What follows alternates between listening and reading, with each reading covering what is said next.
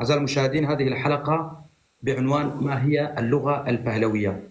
ضيفي هو الباحث والمختص باللغة البهلوية والتاريخ الكردي مشتاق سايخان من خانقين من جنوب كردستان. مرحبا بك كاكا. شكرا لك ومرحبا بك وبكل الأعزاء أصدقائنا وإخواننا أينما كانوا في كردستان وخارج كردستان. طيب، سؤالي هو ما هي اللغة البهلوية؟ يعني شنو هي اللغة البهلوية؟ وقبل يا ريت لو تخبرنا يعني من وين اجى اسم بهلوي؟ تفضل. نعم، اللغة البهلوية هي لغة قديمة حاليا منقرضة لا يتم التحدث بها، وكانت لغة الدولتين الأشكانية أو ما تسمى بالبارثية Parthian Empire. وأيضا العرب يستخدمون كلمة أيضا غريبة عجيبة لا أعرف من اخترعها، وهي الدولة الفرثية أو الإمبراطورية الفرثية. كلمة فرث هذه لا أدري من اخترعها، لا معنى لا ولا طعم ولا رائحة. هم كانوا يسمون هؤلاء البارثيين كانوا يسمون أنفسهم ببهلوان كإشارة إلى أنفسهم، ولغتهم أصبحت بهلوانيك بلغتهم البهلوية، والرومان أشاروا إليهم بالبارثيان Empire.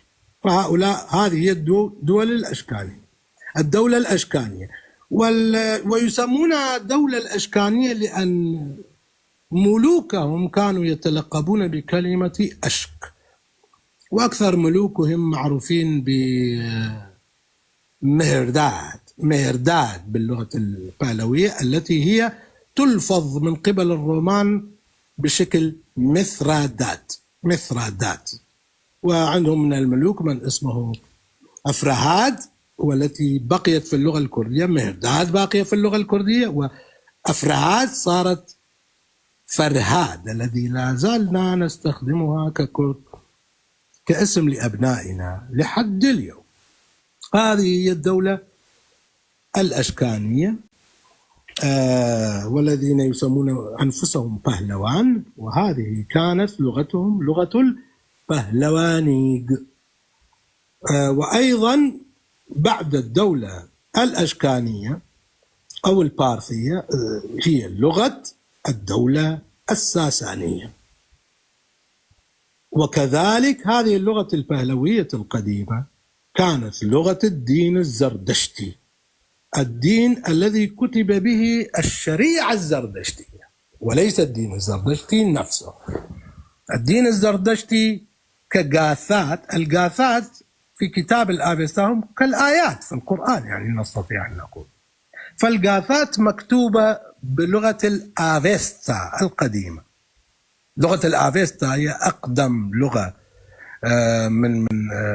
من جدات اللغة الكردية، ولكن وبها مكتوبة الغاثات أو الآيات، وهي تسمى بلغة الآفستا. طبعا بالإنجليزية يسمونها آفستا، ولكن هي في اللغة البهلوية اسمها أبيستاغ، يعني الكتاب الذي يحتوي على الغاثات الزردشتية تسمى بكتاب أبيستا. جاءوا الإنجليز ولفظوها أفيستا، ونحن الآن نستخدم الكلمة الإنجليزية. هي ليست لغة هذه الغاثات. الغاثات كما قلت مكتوبة بلغة الأفيستا، لكن الشريعة الزردشتية بأكملها من الألف إلى الياء مكتوبة باللغة البهلوية أو زواني بهلواني. وعندهم كتب شرعية، كتب فقهية، مثل كتاب الكرد، مثل كتاب شايست، مثل كتاب بازند. وهذا موضوع يتخصص بالدين الزردشتي، قد نرجع إليه ونتحدث عنه فيما بعد. وكذلك اللغة البهلوية هي لغة الدين المانوي. يسمونه بالإنجليزية ماناكايان ريليجن، وهو دين انتشر في كردستان وفي جبال زاغروس في القرن الأول الميلادي، أثناء حكم الشاه الساساني الإمبراطور الساساني أردشير وابنه شابور الذي هو اسمه نسميه شابور الأول. فالدين المانوي هو في الأصل مذهب زردشتي من الدين الزردشتي، مختلط مع الأفكار المسيحية والأفكار الهندوسية والبوذية، وأصبح نوع كدين مستقل اسمه الديانة المانوية، وانتشر في العالم من الصين إلى جنوب فرنسا. الديانة المانوية مؤسسها هو ماني ابن باتيق، وهو رجل نستطيع أن نقول أنه كردي، فهو من بهلة، من منطقة بهلة، وبهلة هو اسم كردستان الجنوبية. على كل حال فهذه اللغة البهلوية، لغة الدولة الأشكانية، لغة الدولة الساسانية، لغة الشريعة الزردشتية، ولغة الدين المانوي. وهذه اللغة عند ورود قبل 1400 سنة، عند ورود الإسلام ابتدأت تفقد نفوذها بالكامل إلى أن انقرضت وتفككت، واللغة الكردية من بناتها بكل لهجاتنا الكردية هن بنات اللغة البهلوية. نعم تفضل. أنت قلت بهلة، لما سألتك من وين إجا اسم بهلوي، شو معنات بهلوي؟ أنت قلت جنوبي كردستان، يعني جغرافيا جنوب كردستان كانت تسمى أو مدينة معينة؟ الآن اسمح لي أن أنتقل إلى كلمة بهلة نفسها من جذورها القديمة. بهلة هو اللفظ في العصر الأشكاني والساساني لكلمة قديمة جدا، وهي كانت جزء من الإمبراطورية الميدية، يسمونها برثوة. ومنطقة برثوة هي تقع حاليا في خراسان، في منطقة خراسان، منطقة بخارى، منطقة سمرقند، وهذه كان يسكنها شعب آري، شعب من الآريين ينسبون إلى أرضهم، إلى بلادهم التي تسمى برثوة.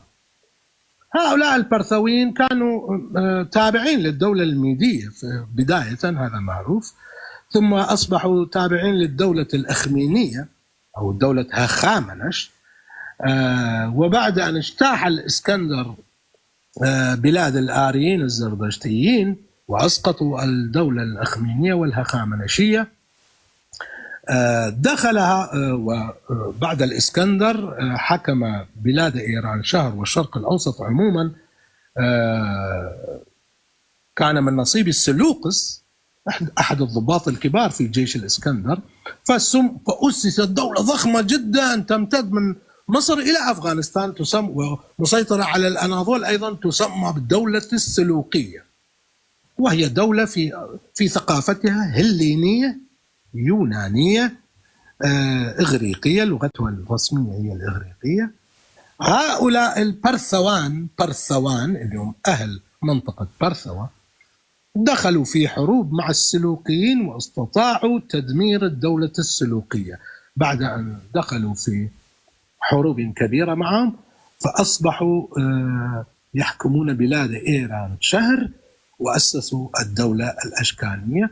وكلمة برثوة وبرثوان تحولت إلى كلمة بهلة، فتحول بمرور الزمن بعد يعني مئات السنين، تحولت كلمة برتا إلى بهلة، وأصبحت تطلق، ونرى كلمة بهلة في العهد الأشكاني والساساني تطلق على منطقة كردستان الجنوبية الحالية، من منطقة همدان جنوبا إلى منطقة إصفهان، مرورا بصابلغ، معبد، شهرزور، كرماشان، كل هاي المناطق الكردية الحالية. هذه هي معنى كلمة بهلة. وكلمة بهلة لا تزال حية في لغتنا الكردية، ولكن تغير اللفظ قليلا. ففي العصور الإسلامية الوسطى أصبحت كلمة بهلة هي فيلة، ومنها فهلة، وهي اسم الفيليين حاليا ينسبون إلى فهلة. وهناك الأشعار الفهلوية في العصور الإسلامية الوسطى التي يسمونها بالفهلويات، وهي أيضا اللغة البهلوية بعد أن تطورت. والفهلويات هي أم اللهجات واللغات الكردية الحالية، وهي تشبه اللهجة الجورانية والكالهورية واللكية، مختلفة مع الكرمانجية، مختلفة مع بعض، وكانت تستخدم في العصور الإسلامية الوسطى. ورأس شيوخ الشعراء العظام الذين كانوا يكتبون بالفهلوية بابا طاهر عريان وبابا طاهري همداني. نعم. وأيضا عند الجوران، عند الكرد الجوران، تحول اسم بهلة إلى اسم بالا، ولا زالت هناك قرى في كردستان الجنوبية اسمها بالا، ولا زالوا عشيرة كبرى عندنا في كردستان الجنوبية اسمها عشيرة البالاني. أرجو أن تكون الأخت تارا بالاني معنا اليوم. عشيرة كبرى عندنا بالاني يعني پهلوان من بهلة تحولت إلى فيلة كالنطق وتحولت إلى بالا. نحن أصحاب هذه اللغة. إلها معنى پهلواني. طبعا هي المعنى هي من الكلمة القديمة برثوة. في دقشبي ستون عندما داريوش الأول، داريوس الإمبراطور داريوس، يصف مملكته فيذكر بارسا ومادا وبابل، يذكر برثوة. بر يعني عبرة، لا نزال بالكردي نقول بر عندما تقفز تعبر، برث آوى يعني ماء، عبر النهر، عبر الماء، لأن هناك نهر سيحون وجيحون هناك. والكلمة ترجمت في اللغة العربية بنفس المعنى، بلاد ما وراء النهر. هذه بلاد برثوة، بلاد ما وراء النهر، عبر النهر، برثوة. نعم. فعلا نحن نقول عن الجسر برا، أيضا نقول بر، ونقول بريم في اللهجاتنا الجنوبية يعني قفزت، عبرت. وكبريم عبرت الماء، يعني قفزت فوق الماء وعبرت. نعم. وكلمة جسر أصلا أيضا في الكردية الجنوبية برد، نقول برد من بر. نعم. نحن أيضا في غرب كردستان نقول برا. ليش بيتم تسميتها باللغة الفارسية الوسطى في المحافل العلمية العالمية؟ يعني هي لغة فارسية ولا شنو؟ السبب بسيط جدا، نحن الكرد نعم الفارسية أقرب لغتين في العالم لبعضهم البعض هي الفارسية والكردية بطبيعة الحال، وهذا معروف ومشهور. الفارسية ما تسمى بالفارسية حاليا هي أصلا ليس اسمها الفارسية، هي اسمها اللغة الدارية، هي أيضا بنت البهلوية، وخلدت اللغة الدارية في كتاب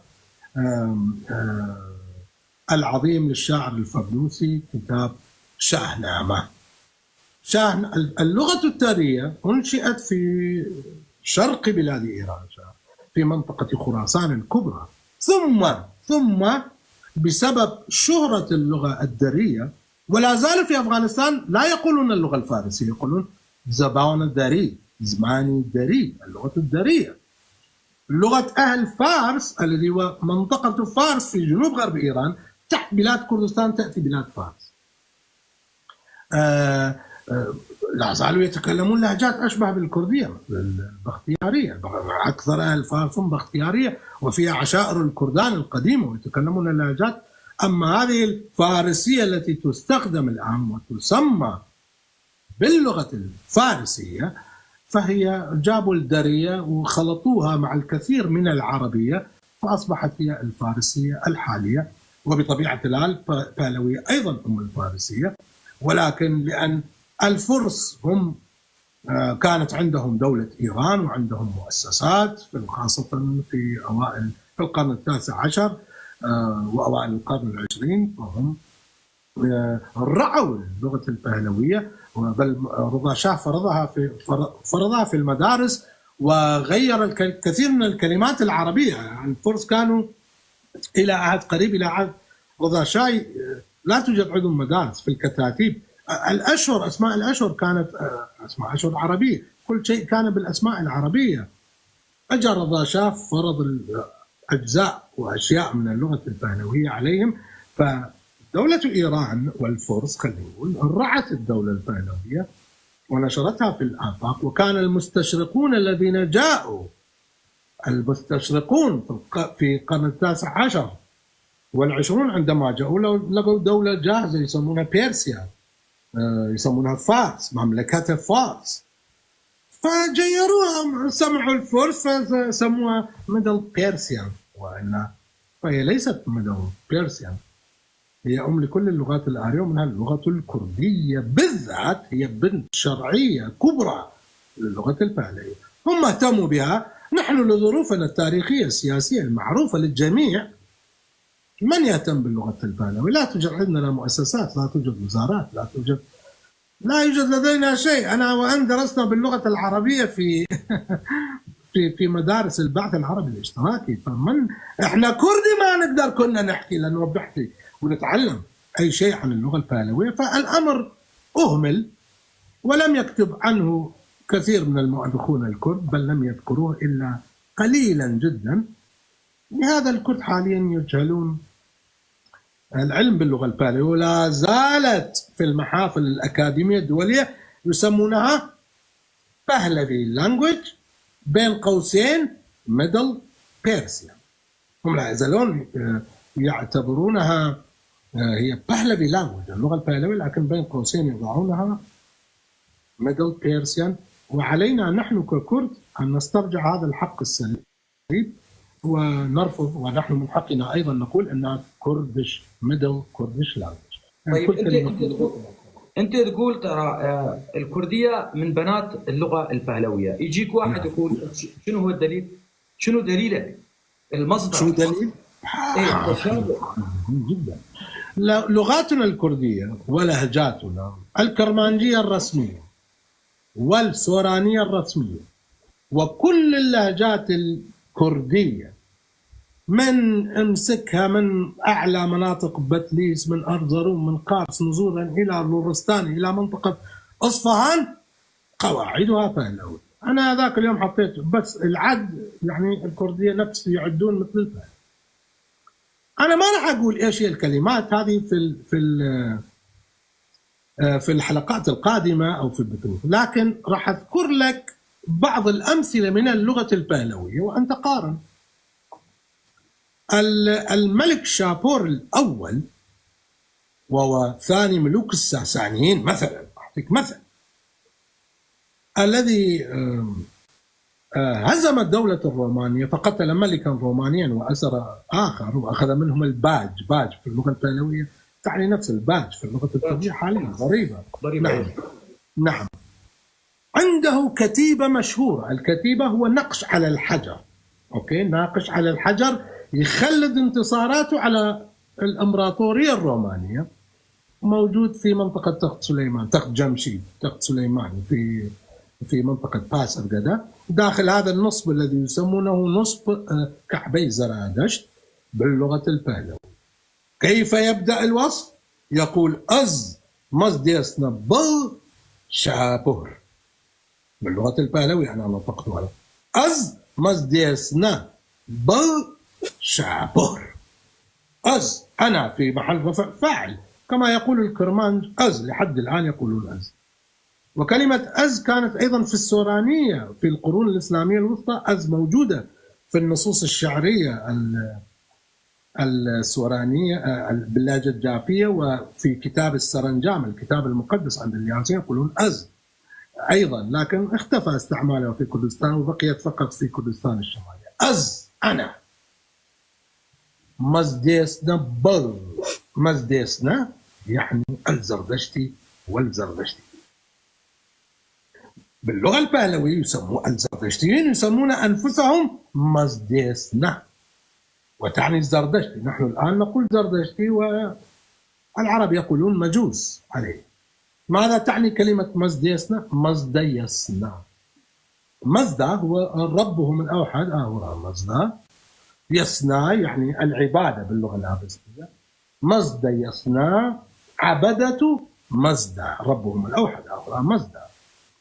لا دائم، ليس دائما ينطقونه أورا مزدا، لا، أغلب الأحيان يقولون فقط مزد أو مزدا. فهذا هو معنى كلمة مزديسنا. مزديسنا ماذا؟ بل. اسمع هذا صوت وحرف في اللغة البهلوية. بل. بغ يعني في اللغة البهلوية عندما ينطقون كلمة بغ ليوصفوا فيه شيئا في السماء، فهو يتعلق بالملائكة ويتعلق بالآلهة الثانوية والأرباب في السماء.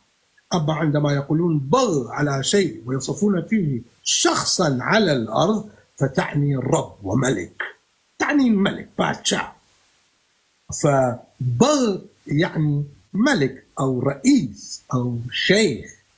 هل هذه كلمة بغ طبعا كلمة مزديسنا انقرضت من اللغة الكردية باعتبارها كلمة تدل على الزردشتيين. بعد أن أسلم الكرد نسوا كثير من الكلمات الزردشتية الدينية لأنها أصبحت لغة كفر، يعني لا يصح الكلام بها ولا يقطعون أعناقهم. ولا التاريخ الإسلامي كله، تاريخ اللغة العربية كله كاتبين كتاب من أصول بهلوية، يعني كانوا يكتبون للبهلوية قبل، تحولوا بعد الإسلام لكتابة التاريخ وخدمة اللغة العربية والإسلام عموما.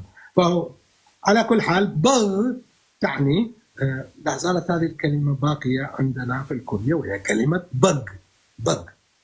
بغ الذي تعني فلان بغ فلان بغ، شيخ العشيرة وشيخ القبيلة الكردية. أزمز ديسنا بغ، أنا البغ الزردشتي، أنا بغ الزردشتيين.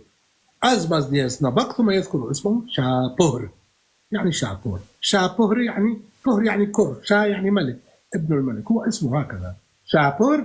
بمرور الأزمان تغيرت لفظة شابهر إلى شابور في اللغة الكردية. يعني تكرر وين موجود هالكتابة هاي النقش على الحجر؟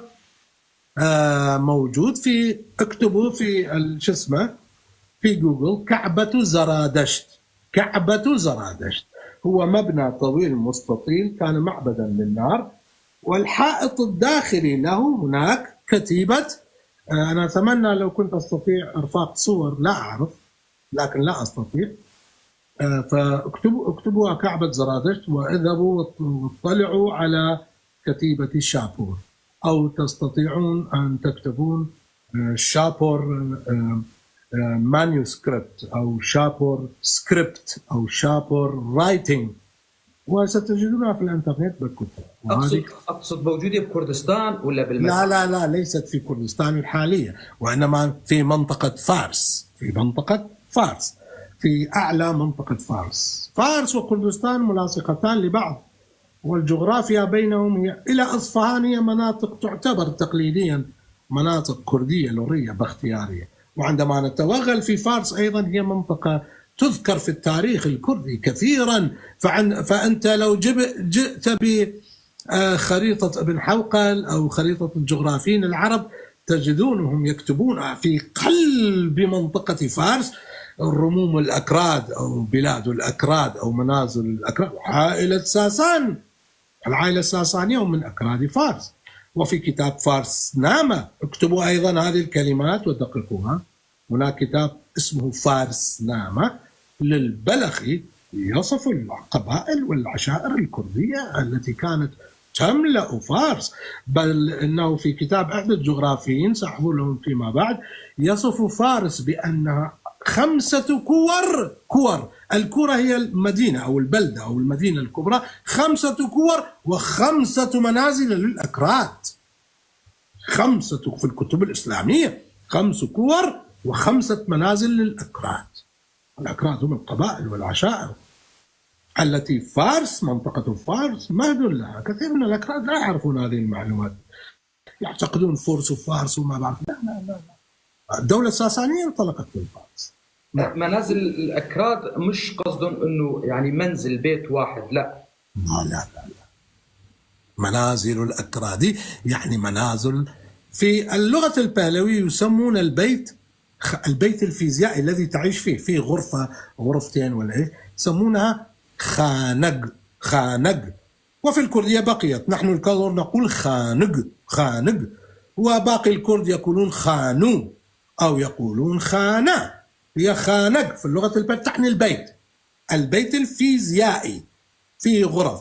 أما البيت بمعنى المنزل في اللغة العربية الذي يحتوي على بشر، يحتوي على ممتلكات حواليه في جيران، وهذا يسموه في اللغة البهلوية ماند. ماند. وكلمة ماند أيضا حية في اللغة الكردية، فنقول حالو ما نمتو، خانو ما نمتو. مان يعني المنزل، خان يعني خانة يعني البيت، ماند يعني المنزل. فهذه هي نعم خاني، تقولون خاني. نعم. فهذا هو الفرق في اللغة البهلوية. للبيت يقولون خانق، وللمنزل يقولون ماند، والتي في اللغة الكردية بقيت على هيئة مان، على هيئة مال، وتحولت إلى مال أيضا. لا زال الكرد يقول مال. عندما الكرد يقول الأصل يقول مال، ابن العشيرة من القبيلة الكردية الأصلية، عندما يقول مال فهو يقصد الخانة تبعته أو المنزل البيت تبعه بما يحتويه من أولاد وكذا. ولا زلنا في الكردية نقول مندال. مندال للولد وللأطفال وللذرية. مندال من كلمة ماند دار تحولت إلى مندال. نعم. مندار. طيب بدنا أكثر.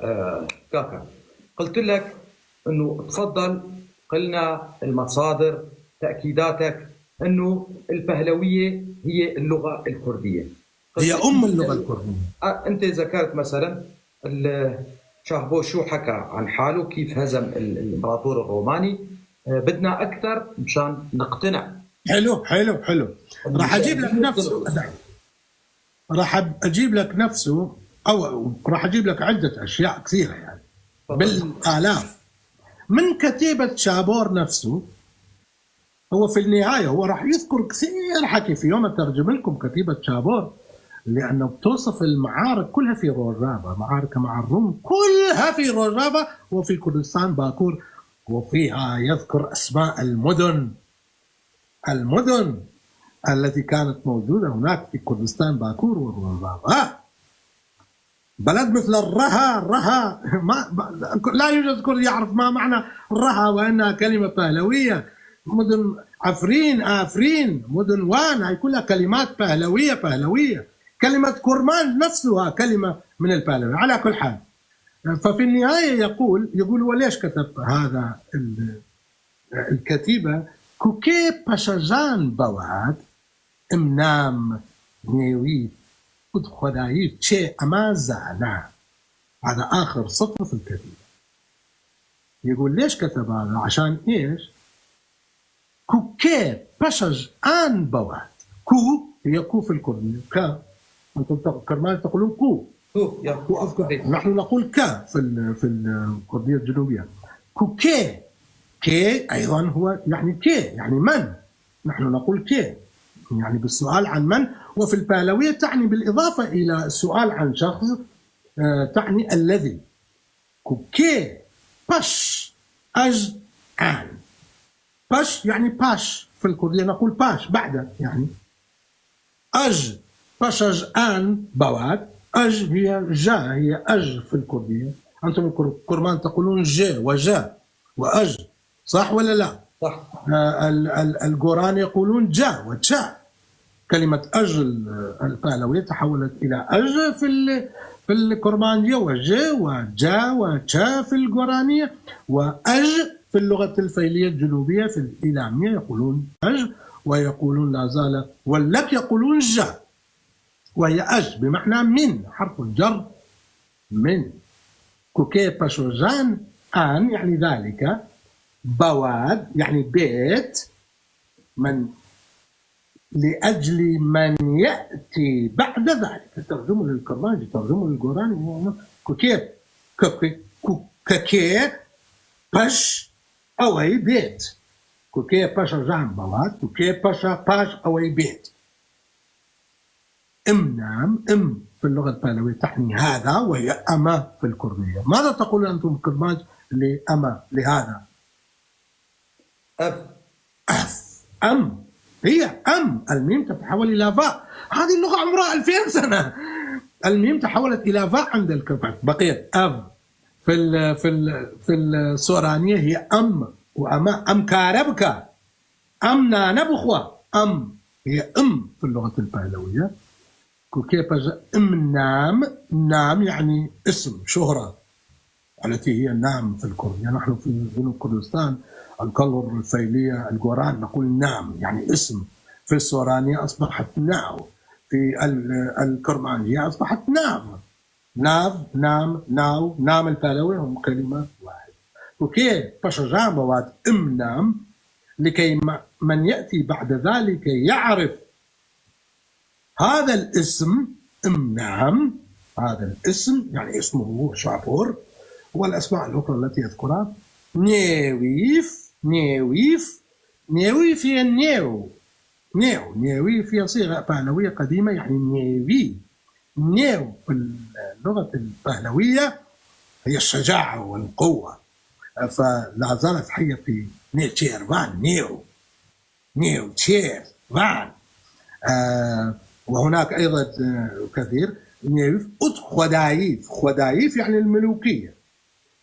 خدا في اللغة البهلوية مثل كلمة بغ، عندما يشار إلى كائن سماوي، عندما يشير أحد إلى كائن في السماء فخدا تعني الرب والإله، يعني الإله الله في السماء. وعندما يطلق على شخص إنسان في الأرض فمعناه ملك وباتشا، فخدا أيضا من معانيها ملك. امنام ودنيويف ودخدايف تشي أما يعني ني، أما يعني إيه؟ أما يعني نحن. أم تقولوا في الكرمانية، أما في اللغة البهلوية تعني نحن، التي هي أم في اللغة الكردية الكرمانية، إيبا في السورانية، إيما في الكلهرية.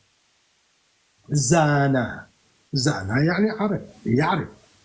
فهنا يقول كوكي باشجان بوات امنام نيويف خدايف تشي أما زانا لكي من بعد ذلك يأتي ليعرف اسمنا وقوتنا وبأسنا وملوكيتنا. يعني لغة بهلوية كانت مكتوبة مسطورة منقوش على الحجر قبل 2000 سنة تقريبا، 1800 1900 سنة، موجودة في كعبة زرادشت. اذهبوا انظروا إليه، اقرأوا ترجمته لتعرفوا أنه بلا جدل اللغة البهلوية أم اللغة الكردية، بلا جدل، بلا جدل، لا يمكن الجدل في هذا الموضوع. ها أنا أترجم لكم نصا، ماذا تريدون؟ فلنأتي إلى البسملة الزردشتي. هذا كلام شابور الأول، الإمبراطور الساساني، لغته، كلامه الذي نقشه بنفسه، يعني نقشوا له إياه. الزردشتيون قبل أن يكتبوا أي كتاب أو كتيب أو رسالة أو يتكلموا بحديث يبسملون، كانوا يبسملون. بسم الله، باسمك اللهم، باسمك الله، بسم الله الرحمن الرحيم، كما يفعل المسلم. هم طبعا قبل الإسلام، لا تنسوا هذا، يعني المسلمين أخذوها منهم، يعني مش العكس، يعني أنا ولا قبل المسلمين. الزردشتيين قبل الإسلام بأكثر من 2000 سنة، قبل أن يكتبوا أي شيء أو يقولون ماذا يقولون؟ فنان يزدان. انظروا إلى أي وثيقة الآن يجدي، فنان يزدان، بالنادي يزدان، انتهى خلاص، ما في داعي ترجم شيء. بد هي ب عندكم الكرمانج، ب عند السوران، عند الكلر وهذول، وهي بي عند الجوران. بد هي بي، هي ب، هي ب، انتهى.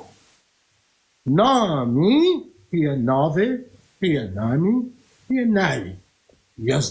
يزدان هم الله وملائكته وليس الله وحده. انتبهوا، يزدان ورمزدا وملائكته، لأن هذا يحتاج أن أشرح لكم على الدين الزردشتي فيه، دين معقد جدا.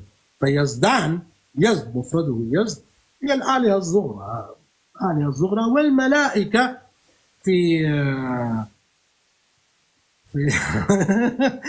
أخ زنار يقول ليش سمى نفسه هذاك القرباطي رضا شاه بهلوي؟ راح أجاوبك، هذا سؤال جميل والله، يذكرني فيه إذا نسيته. أنا لما بسترسل بنسى، ذكرني بسؤال زنار بليز عشان اجاوبه.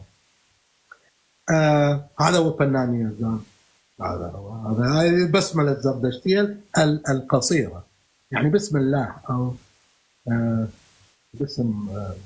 باسمك الله.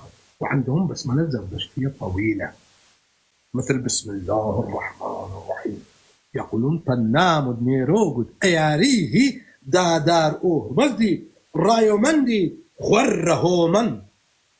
الله، نعم عندي معلومات عن كل شيء، لكن اليوم خلونا بالفهلوية رجاء حبايبي. فنام نيروغد اياريه دادار اوه مزدي رايو مندي خوره من. هذا مثل بسم الله الرحمن الرحيم، مثل طويلة يعني. فنام بسم الله الرحمن الرحيم مثلها تختلف شوية. فنام باسمي، شرحنا فنام. أد نيروغ يعني حول، يعني قوة. ولا زال نيرو نحن نقول ميروغي، يعني الرجل القوي نسميه ميروغ في الكردية في الجنوبية. أد أياريه، أياري يعني مساعدة. ياري هي في الكردية ياري بدا يارمتي، هي من كلمة أياريه باسمي وحولي ومساعدتي. دادار أورمزد رايو من دي خوالهما دادار أورمزد. أورمزد هو أهورمزدا، لكن في اللغة البهلوية تغير اللفظ فيسمونه أورمزد، ولقبه دادار. دادار كلمة في اللغة البهلوية واحدة مخصصة فقط لأهورمزدا. هم لا يطلقون على أهورمزدا خدا، لا، يطلقون عليه دادار. دادار يعني الخالق، من الفعل داين، العطاء، دار هو الملكية، التملك، مثل سردار، بريندار في الكردية. دار صاحب العطية. ايش هي العطية؟ روان. في اللغة البهلوية يسمون الروح الروان، يسمون الشبح جيان، هكذا مثل الكردية. دار أورمزد الخالق أورمزد، صاحب العطية التي هي روح الإنسان أورمزد. أورمزد إيش سيعطي صفات لأورمزد؟ رايومندي خوره من. رايومند من كلمة راي الذي لا زلنا نستخدمها ككرد وكجوران. الراي نقول راي من، رامن يعني لي، هي ملكية. فالرايومند مع اللاحقة من تعني صاحب الملك. انظر هنا، رايومند تعني صاحب الملك. خوره من، خور هي الشمس، قرص الشمس. نحن الكلهر لازلنا والفيلية بالضبط نقول خور، أصل اللفظة البهلوية بالضبط. في السورانية هي خور. في الجورانية، في الكرمانجية ماذا تقولون للشمس؟ في عندنا اسم خورشيد. قرص الشمس. خورشيد لا تعني قرص الشمس، خور يعني شمس. أخشيت، كلمة أخشيت في اللغة البهلوية تعني شعاع الشمس. الشعاع يسمونه أخشيت في اللغة البهلوية. فعندما يقولون خورخشيت وتصغر إلى خورشيت فهي تعني شعاع الشمس. وهناك يقولون خورتاب أيضا، أو هتاو، محتاو، تاو هي من كلمة تاب التي تعني الحرارة، حرارة الشمس، لأن الشمس تعطي الشعاع اللي هو أخشيت في اللغة البهلوية، وتعني أيضا التاب التي هي الحرارة، والتي نقول عنها بالبهلوية هي تاب، في الكردية هي تاو وتو. عندما يجيك الحمى تقول تو، احنا بنقول تو قدام، احنا نقول تاف نفسه، تاف وهي تاو، هي تاب، هي تاب نفسها. فرق في التاجئة، أما بنية الكلمة هي لم تتغير. تاب هي الحرارة في اللغة البهلوية التي أصبحت تو، تاو، تاب. نعم. فنهاية خلي يحفظون جماعتنا هذه الكلمات ويكتبوها إلى اللي يحب.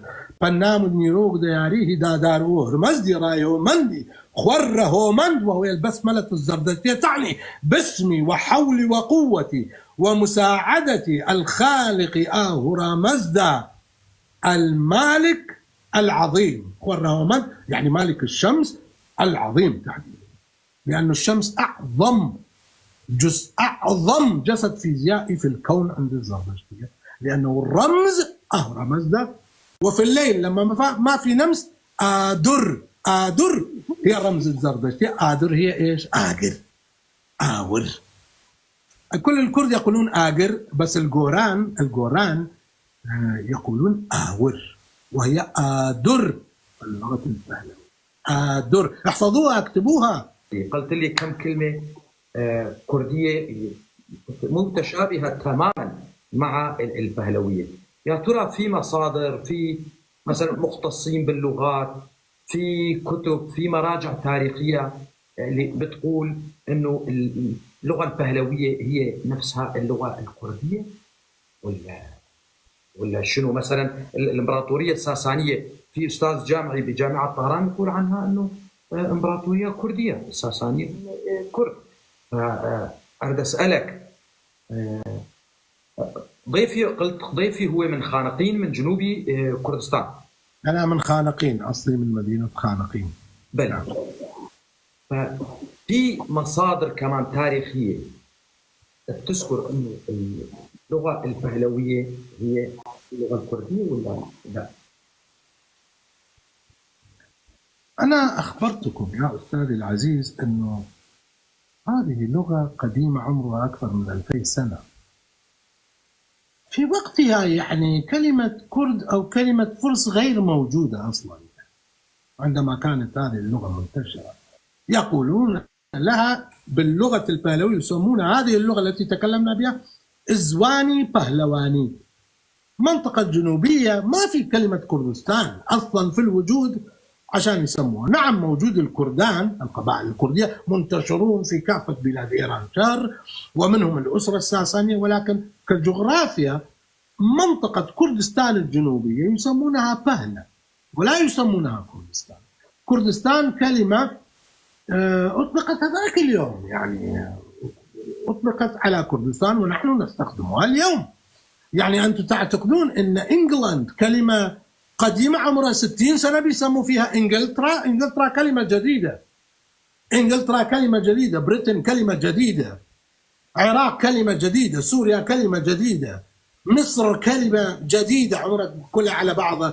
العرب سموها مصر واليهود سموها مصرايين، لكن هم ما كانوا يسموا بلادهم هكذا. يعني ما في هكذا قاعدة في العالم كردستان لازم هاي المنطقة قبل 70 مليون سنة اسمها كردستان. من وين جبتوها؟ مين اخترع القاعدة؟ المنطقة الجنوبية كانت تسمى بهلة وتسمى مادة منذ أقدم الأيام، تسمى مادة. منطقة كردستان هي مادة. كلمة مادة ترجموها الإغريق بشكل ميدي، يلفظونها ميدي، فأصبحت ميديا في اللغة العربية، ومنها دخلت إلينا إلى اللغة الكردية على هيئة ميديا. ما اسمها ميديا، اسمها مادة، مذكورة في النصوص القديمة مادة. وفي العصر الساساني نفس بلاد مادة بقي اسمها القديم، صاروا يستخدمون لا اسمين، ماه وبهلة في نفس الوقت. وسأتي لكم بشيء غريب عجيب لكي أقول لكم. في العصر الساساني قبل أن أرجع أقول، في ناس ما تتخيل وتتصور إمتى كان العصر الساساني. إمتى كان العصر الساساني؟ والعصر قبل مباشرة قبل العصر الإسلامي. العصر الساساني يبتدئ من القرن الأول الميلادي إلى القرن السادس الميلادي، حيث هاجمنا وفتح بلادنا العرب المسلمون وأسقطوا وأنهوا الدولة الساسانية واللغة البهلوية والدين الزردشتي. في العصر الساساني هذا منطقة كردستان تسمى بماذا؟ ماه، وتسمى ببهلة أيضا. كلمة ما وبهلة العرب يطلقون عليها بهلة بالباء، بقيت في العصور الإسلامية تكتب بهلة وتكتب ما. فلهذا منطقة كردستان الشمالية أطلقوا عليها إيش؟ النصوص العربية الإسلامية. اقرأوا الكتب العربية الإسلامية، تاريخ ابن الأثير، تاريخ الطبري، وفيات العيان، البداية والنهاية. سموها إيش منطقة كردستان الشمالية؟ ما هو الكوفة. عشان تفهموا إيش يعني كلمة ما هو الكوفة لما تواجهوها بالمفاهيم الإسلامية. البصرة مركز العرب في العراق سموها إيش؟ المناطق التابعة لها واللي تجبى منها الضرائب والباج والخراج والجزية ما هو البصرة. كردستان انقسمت إلى قسمين، بلاد الجبال كانوا يقولوا عليها العرب، قسموها إلى قسمين. القسم الشمالي يستحضر منها الأموال والخراج والجزية لتطعم أهل الكوفة، فسموها ما هو الكوفة. والأقسام الجنوبية من كردستان سموها ما هو البصرة. في نص في كتاب كارنامجي أردشيري بابكان، سيرة أعمال أردشير البابكان هو مؤسس الدولة الساسانية. في أردشير حاول يوحد الدول الإيرانية الصغيرة، لأن يعني كل منطقة في إيران شهر يسموها إيران شهر، وإيران ليست لها علاقة بإيران. إيران، لفظة إيران في اللغة البهلوية تعني الآريين فقط لا غير. الآريين الزردشتيين هم إيران، وبلادهم القديمة في الدولة الساسانية والأشكانية يسمونها إيران شهر، يعني بلاد الآريين الزردشتيين. يعني بعدين نأتي إلى شرحها. فمن ضمن الملوك حارب كل الملوك الصغيرين. كتاب كارنامجي أردشيري تقول إنه كان هناك 200 دو سطو تشهل كدك خداي، يصفون به دو سطو تشهل كدك خداي، يعني 240 ملك صغير كان كل واحد مستقل. فاجى هذا أردشير يوحد البلاد الزردشتين في وحدة واحدة ويحكمها ويسمونها إك خداي، يعني الملكية الواحدة التي يكون فيه الشاه على الرأس وأخوانه وأقاربه يحكمون باقي البلاد. فمن ضمن الملوك الذين حاربهم هذا النص في كتاب كارنامجي أردشيري بابكان. عندما أقول كارنامجي أردشيري بابكان هنا أنا لا أنطق بالكردية، هذا هو النطق البهلوي لاسم الكتاب. كارنامجي أردشيري بابكان، هي اللغة البهلوية. كارنامة يعني؟ نعم، كارنامجي أردشيري بابكان، وهي مطابقة لنطقنا ولهجاتنا الجنوبية. في الكالورية سأقول كارنامجي أردشيري بابكان. تشيروكاكي أردشيري بابكان. جاي نقول جاي ونحكم بها جاي مثل البهلوية بالضبط، حذو القذة بالقذة. ففي أحد الفصول يقول إن أردشير حارب ملكا من هذول الملوك، ملوك إيران شهر، اسمه ماذا؟ اسمه غريب عجيب يوضح علاقة الكرد بالميديين في العصر السابع. كردان شاهي ماهيج، كردان شاهي ماهيج. فلننطق النص باللغة البهلوية الساسانية. يقول والسباه جند زورو همكر ودو كارزاري كردان شاهي ماهيك فرنفت واس كارزارو تخون ريزشن بود وتسباي أردشير ستوي بدي رفت. الله، هذه مو كردية، هاي مو لهجة كردية، هاي اللغة البهلوية الساسانية. وس سباه جند زور وهمكر. وس يعني بس في اللغة الكردية حالي، يعني الوفير الكثير. هسه واحد يجيب لك مي بالكردي شو بتقول له؟ شربت مي كثير، جاب لك كمان تقول له ايش؟ بس ايه؟ تقول بس بس كذا، بس هي وس في اللغة البهلوية وتعني الكثير الوفير. سباه باللغة البهلوية، الحين نقول سباه بالكردي، سباه يعني جيش. وسباهد جند ايش يعني جند؟ معسكرات الجيش. بالمناسبة كلمة جند التي يستخدمها الكرد الآن لوصف القرية، الظاهر هاي القرى كانت معسكرات للجيوش فيما قبل، يعني جند يعني معسكر الجيش في اللغة البهلوية. والسباهد جند، وزور، زور يعني قوة في اللغة البهلوية، زور مثل ما هي في الكردية زور. والسباهد جند وزور. وهمكر يعني جمع، وجمع الكثير الوفير من الجيش والمعسكرات والقوة. او كارزاري كردان شاهي ما هي فرنفت. أود يعني أود في اللغة البهلوية، في الكردية، مثل ما أقول نوزاد وآزاد، علي وعمر، أود أو في اللغة البهلوية، بو في الكردية. ليه؟ يعني باتجاه. أو في اللغة البهلوية بو في الكردية، في كل اللهجات الكردية عادة. كارزاري كردان شاهي ما هي فرنف. كارزار في اللغة البهلوية تعني الحرب، لا يقولون جنگ. جنگ كلمة جديدة في اللغة البهلوية، لا توجد كلمة جنگ. ما أدري من وين دخلت هذه الكلمة إلى كارزار، يسمونها الحرب. كارزار بالضبط ترجمتها كار يعني عمل باللغة البهلوية، شغل. زار يعني ألم. كارزار يعني شغل الألم، يعني في الحرب آلام فظيعة، فيسمون الحرب كارزار. وخرج لحرب كردان شاهي ماهيج.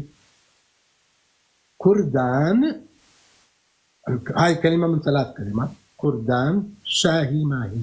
كردان هو الكردان، قبائل الأكراد، مفردها قرد في اللغة البهلوية تعني شجاع، البطل. قردان عندما تجمع بالألف والنون فتصبح كردان. الأكراد أو الكرد كما نقول نحن. أنا ليست عندي مشكلة تحسس من كلمة أكراد، ما عندي هذه الأشياء. العربي ترجمونها أكراد، لا مشكلة، جمع تكسير عادي. كردان شاه يعني ملك. كردان شاهي ماهيج، ملك الأكراد الميدي. في كتاب كارنامغي أردشير بالعصر الساساني يقول كردان شاهي ماهيج، وخرج لحرب بكردان شاه ملك الأكراد الميدي. نصا حرفيا كردان شاهي ماهيج يعني ملك الأكراد الميدي. بعدين يقول وسكارزا ريزشن بود. الكتاب يتكلم قلنا يعني كثير يعني وفير. كارزار كان حربا كثيرا يعني حربا قويا. ادخون ريزشن، خون ريزشن إراقة دماء. خون يعني خين، يعني خون في الكردية، خون في الكردية. ريزشن ريز من ريز سك، رجاندن. ولا زلنا نقول ريز في كردستان الجنوبي، في يقولون ريز، في يقولون ريج، وفي يقولون رجاندن. خون رجاندن وس كارزار خون ريزشن بود يعني بو في الكردية. وكان حربا عظيمة وإراقة دماء. أتسباهي أردشير ستوي بديرفت، وانهزم جيش أردشير. هذا كردان هزم أردشير. بعدين القصة بتحكي، بدي أقرأ لكم كتاب كارنامة أردشين بأكملها. انهزم وبعدين راح جمع جيش واجى وانتصر على كردان. المهم هذه هي اللغة البهلوية، أشكانية أو ساسانية، وهذه هي لغتنا الكردية بكل لهجاتها. ما قلنا لهجة كرمانجية ولا قرى، في كل اللهجات هي هي هي هي. طيب فهذه لغة أجدادنا انتهى. نعم. الكتاب اللي أنت هلا قلتها أنه يعني صارت معركة بيني وبين قائد الميدي. لا، ملك الأكراد الميدي، مش ملك الكتاب يوصف، واحنا ليش نقول قائد ميدي؟ ليش نأول ونفسر؟ ملك الأكراد الميدي يعني ملك كردي ميدي. هون يدمج اسم الكرد مع اسم ميديا مع بعض، يدمجون وكأنهم شيء واحد. كردان شاهي ماهيج يعني ميدي. كردان شاهي يعني ملك الأكراد. اسم الكتاب كارنامغي أردشيري بابكان. اسم الكتاب كارنامغي أردشيري بابكان. يا أخواني هذا مو اسم كردي أنا بنطقه، هذا مو اسم كردي، هذا بالبهلوية أنا أنطق كرد كارنامجي أردشيري بابكان باللغة البهلوية اسمها كارنامجي أردشيري بابكان. The deeds of أردشير بابكان. The deeds بالإنجليزي. طيب هل كتابة موجودة وين أو في كتب معينة أو كمان في البيستون في إيران الحالية؟ في لا ما لها علاقة ببيستون. هاي موجودة منقوشة منها منقوشة على الحجر مثل ما قلت لكم كتيبة شابور الأول شابور الأول منقوشة على الحجر. هناك نقوشات أيضا كثيرة منقوشة على الحجر هنا وهناك في مناطق كثيرة ومنها مناطق كردستانية وأكثرها مكتوبة على الورق مكتوبة أيضا على الورق على هيئة كتب قديمة ورق قديم في مجموعتين رئيسيتين من الوثائق الكتابية الزردشتية المكتوبة على الورق وهي نعم كارنامة أردشير بابكان بالعربية يسمونها سيرة أردشير بابكان. مجموعة الكتب الزردشتية التي تتكلم في الشريعة الزردشتية ومجموعة قصائد وأشعار أيضا مكتوبة على الورق كالقصيدة المشهورة درختي آسوريك يوم من الأيام سأقرأ عنكم الشجرة العراقية درختي آسوريك والغاثات والآيات والكذا. وهناك مجموعة أخرى مهمة جدا وهي أمر الزردشت وهي مجموعة التي تتكلم عن الدين المعنوي وهذه المجموعة اكتشفت في منطقة تورفان. اكتبوا تورفان أركيولوجي اكتبوا تورفان سكريبتس في الجوجل. هذه خرج العلماء الألمان أيام في أوائل وإلى العصر النازي حتى في العصر النازي ونقبوا في منطقة تورفان هي غرب الصين حاليا منطقة صحراوية كان في دير مانوي المعنوية من الدين المعنوي فاكتشفوا هناك مجموعة ضخمة من الوثائق المعنوية المكتوبة باللغة البهلوية لأن الجو صحراوي حار هناك وناشف الرملة ناشفة بقت الأوراق متضررة هي بس بقت محافظة على نفسها وعلى الحبر اللي هي مكتوبة. هذه مجموعة ضخمة جدا وجميلة ورائعة عن طريق العلماء فسروا واكتشفوا وعرفوا نطق اللغة البهلوية. من أكبر علماء البهلويات المستشرق الإنجليزي العظيم ماكنزي وميلر الألماني ونولدكا الألماني هؤلاء حجج وأساتذة في اللغة البهلوية. اللغة البهلوية انقرضت ولكنها بقت تقرأ في وين؟ في ججارات في الهند حيث الطائفة البارسية الذي هم آخر الزردشتيين الذين بقوا في العالم. الزردشتية عند الغزو العربي الإسلامي الفتح العربي الإسلامي هربوا طوال سنين وسكنوا في ججارات منطقة ججارات في الهند ومارسوا التجارة وأخذوا معهم هذه الكتب الزردشتية. أما في بلادنا فلم يعثر على أي نص زردشتي ولكن عثر على الكثير في شهرزور. لدينا الكثير من الصخور والبهلوية المكتوبة كلها باللغة البهلوية ومنها إحدى مثل مسلة للشاهنشاه نرسي وهرام عند انتصاره على نرسي موجودة في قلب كردستان. نسيت اسم المنطقة بالضبط. الكتب اللي انوجدت في الصين عن الديانة المعنوية موجودة حاليا في الصين هالكتابات أو في لا أخذوها الألمان وموجودة في المتحف الألماني ونصوص وصورها طبق الأصل. أنا بعثت لك بعض منهم موجودين على موقع معهد فرانكفورت للغات القديمة هم ينشروها هم المسؤولين.